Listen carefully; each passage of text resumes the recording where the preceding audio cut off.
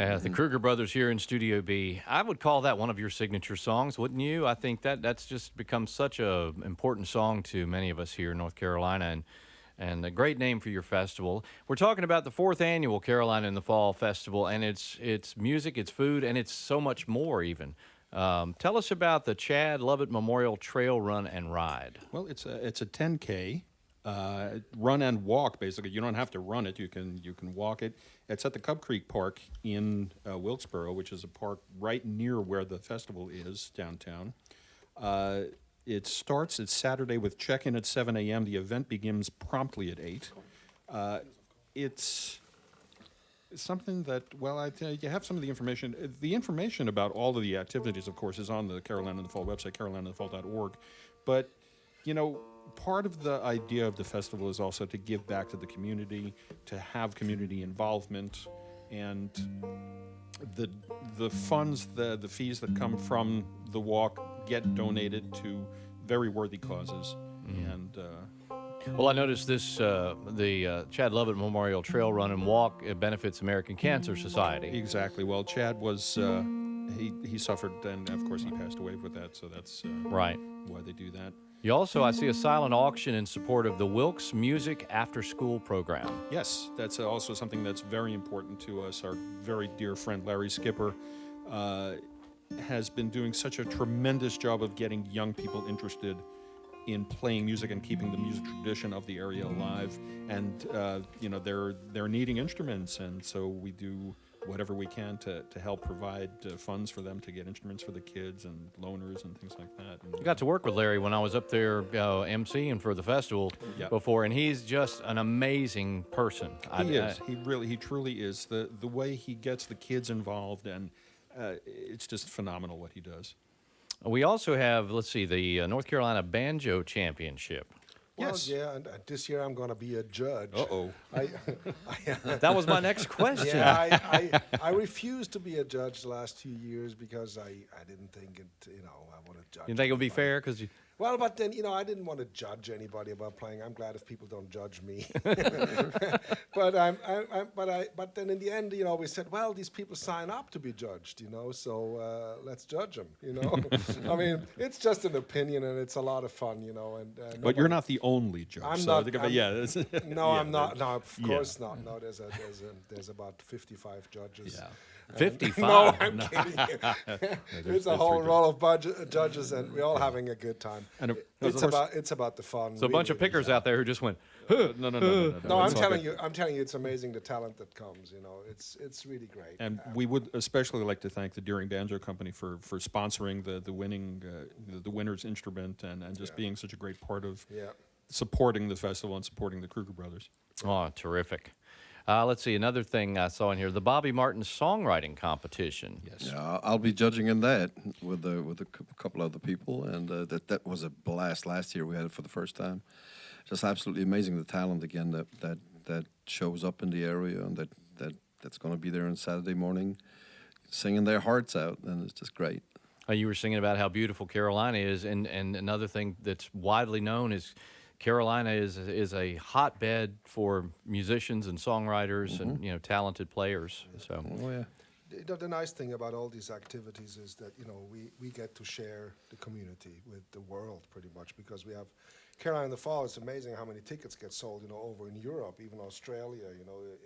They come from all over, and it's just great to have them come in and they're with open eyes, open mouth, seeing all these kids and all these activities and all these things, and it's just beautiful to share that.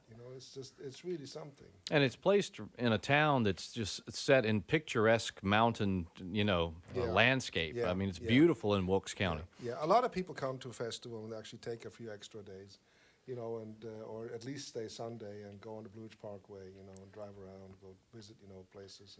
And We also have been very lucky, of course, that the IBMA, the International Bluegrass Music Association convention, is every year.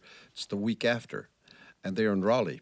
Right. And so we have the possibility to get some real good bands into the festival as well, you know, which is, and then we have a lot of Catch people them on their way in. and so we do also with the audience. You know, we have a bunch of people that come in a week early. They come to Carolina in the fall, and then they're going to head over to Raleigh right after. And you know, like old friends, you know, for us it's great, you know, because we don't book the talents, you know, we're just the hosts. So, but we're very glad to see, you know, that Wayne Henderson is there, our good friend, and of course, you know, Jim Lauderdale. Yeah, I was going to mention Jim. Jim, you know, has been a friend of ours, you know, for over 30 years. Yes. Because he would come to a festival in Switzerland that Uwe, you know, would host the workshops, and we became friends over there. And he was the one who actually came to Uwe and said, "What are you doing in Europe? You should come to America." Yeah. And you know, I Thank God for Jim Lauderdale. and 1997, when you know, I just stepped out of the van at Merlefest and walked backstage, and who's standing right there?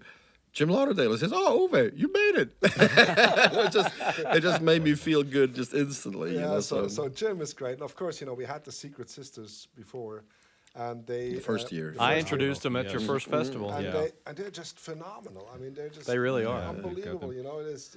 I mean, for us, it's just such a joy to be backstage or on the side, you know, or be just out in the audience and just enjoy these amazing. Well, one of the things I love about this festival is that you welcome the younger talent in, you know, like the Secret Sisters, like the Snyder Family Band, like Presley Barker and Cane Mill Road. And I mean, I saw there was a lot of younger talent in the lineup. Absolutely. The amazing thing is they are not just younger; they're just world class. You know, that's the amazing thing. You know, North Carolina is full of these unbelievable musicians, and Of course, our good friends Steel Wheels are going to be Steel Wheels. huh? Friday night, after our Yeah. Kruger Brothers and Friends set. They're going to Yeah. and Taking out the main stage. Josh Day, you know, with contenders. Josh and Jay Nash. Yep. Josh and Jay, and Josh Day, you know, is a local. He's from Wilkesboro, and we did many tours with him, and he played with us. You know, when we played with the symphonies a lot. So he came and played, you know, percussion with us, and we did a few Europe tours with him. And so he's gonna join us with a full drum kit on Saturday night. So we're gonna take out, you know, the electric guitar. And We're so gonna party. we're gonna have a big party. It's a gathering. I think that what comes across at this festival is that it's not just a performance. It is really, you know, people being together, and old friends meet again, and also on stage. Right. And so that's something very special. You know, Yeah. it's very Yeah, I saw the old friends, Jim Lauderdale and T. Michael Coleman, and so, you know, Yep, lots yep. of old T. friends. Michael was actually a last-minute Really? addition. He called and he said, "You know, guys, I really want to come to Carolina in the fall. Can't we make it happen?" And sure enough, I talked to the Michelle and Dale and the Isom family, and they said, "Can't we find a little spot for T?" And he said, "Absolutely." So he's thrilled and delighted. And for those of you that are not familiar with T. Michael was Doc's bass player for many, many, many years. And Yeah, he's been a good friend of ours, you know, for a long time. And of course, you know, Bob Coglett with his wife Roberta, you know, Right. they're conducting the contra dance, which is hilarious to say the least. You know, I mean, it's so much fun. People come, you know, and they have never never danced in their life, or you know, so they're in this room, and Roberta really takes them by the hand and shows them how to do it, and we have. Usually quite a big band on stage, you know, up to 10, 12. Everybody who wants to play. And, you know, it's like almost a rule, you know, in the room. Either you dance or you play. Okay. yeah, And then we have this contra dance. And it's so much fun. It is. Yeah, because we're not taking it, you know, we're not taking it too serious, you know. I mean, not too, no, this is a performance. And Well, you know, and the whole thing is not a bluegrass festival. Yeah. It's got some bluegrass, but it's here in North Carolina. People seem to be much less stressed about genres. You know, it's either good music or bad music, and that this is what we want to achieve. I like that. We have all sorts of different types of music and so many things where these music forms meet.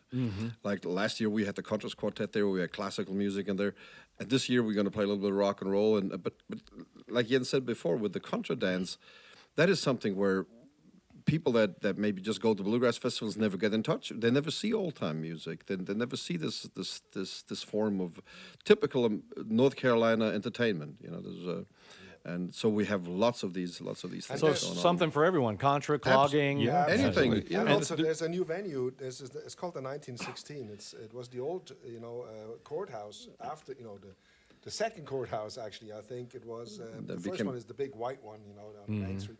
But then across the street, they built another one in 1960. Beautiful building, and it's just been fully renovated, and it's got a beautiful concert venue in there.